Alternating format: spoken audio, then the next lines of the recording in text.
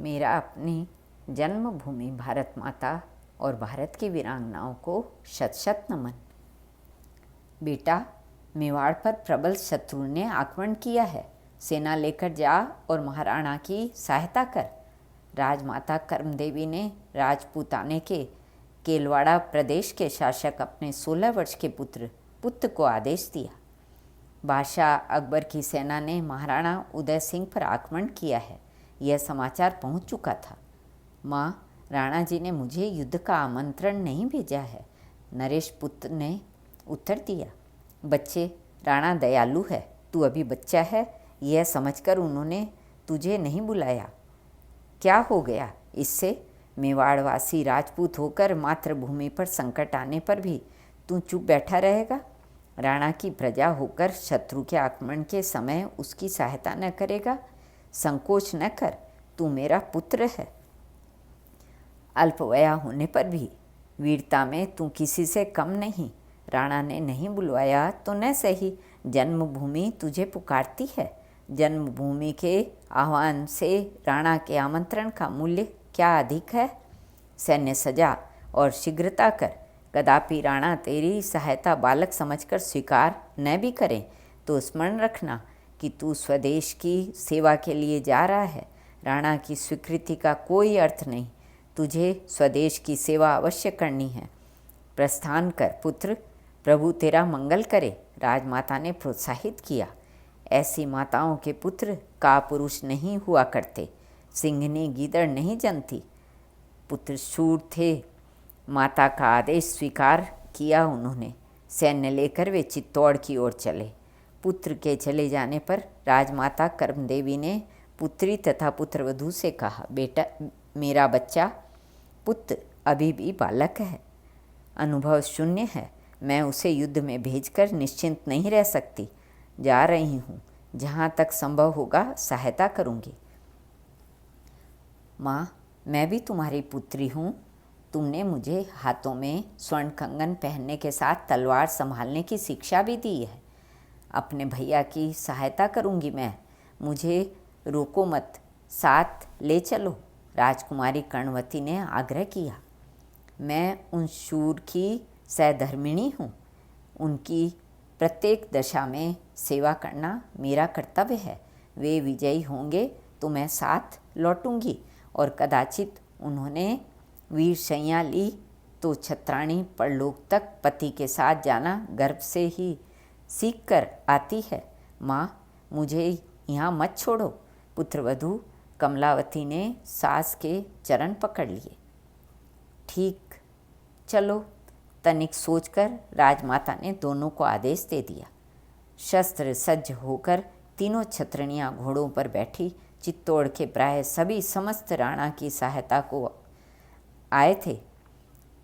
वेदनूर के ठाकुर जयमल्ल को महाराज ने सेनापति बनाया। युद्ध में वे खेत रहे। इस अवसर में पुत्र ने जो शूरता एवं रणकौशल प्रदर्शित किया था, उससे राणा ने द्वितीय सेनापति का गौरव उन्हें प्रदान किया। अकबर ने एक बड़ी सेना पुत्र के सम्मुख भेज दी और स्वयं घूमकर एक पहाड़ी मार्ग से पुत्र के पृष्ठभाग पर आक्रमण करने के लिए विशाल सैन्य लेकर चल पड़े।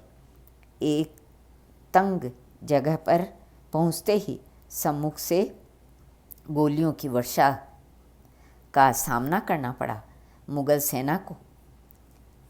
इस आक्रमण का बादशाह ने अनुमान तक नहीं किया था। प्रत्येक गोली एक सैनिक की भेंट ले रही थी। बादशाह को तब और भी आश्चर्य हुआ जब उन्हें उनके एक चर ने वृक्ष पर से देखने के पश्चात बतलाया कि केवल 3 स्त्रियां पर्वत की एक आड़ से एक गोली वर्षा कर रही हैं। राजमाता कर्मदेवी चुपचाप आई थी। उन्होंने किसी को यह सूचना नहीं दी थी। युद्ध स्थल का निरीक्षण करके उन्होंने समझ लिया था कि इस मार्ग से पुत्र पर पीछे से आक्रमण हो सकता है। मार्ग की रक्षा के लिए पुत्री तथा पुत्र वधू के साथ एक अपेक्षाकृत सुरक्षित स्थान पर उन्होंने मोर्चा बना लिया था। केवल 3 स्त्रियां। बादशाह को आश्चर्य हुआ। उन्होंने सैनिकों को प्रोत्साहित किया। धड़ाधड़ सैनिक गोली खाकर गिरते जा रहे थे, फिर भी वे बढ़ रहे थे। एक गोली लगी और राजकुमारी कर्णावती गिर पड़ी। राजमाता ने केवल एक दृष्टि पुत्री पर डाली। मृत्यु का वरण करने तो वे तीनों आई ही थी। इस समय शोक कैसा। राजकुमारी के प्राण परलोक की यात्रा में और राजमाता गोली वर्षा में लग गई। कहाँ तक 2 स्त्रियां पूरी सेना का सामना करती। गोलियां लगी, दोनों गिर पड़ी। माँ, तुम और यह। इसी समय अपने सम्मुख की सेना को पराजित करके पुत्र पहुंच गए।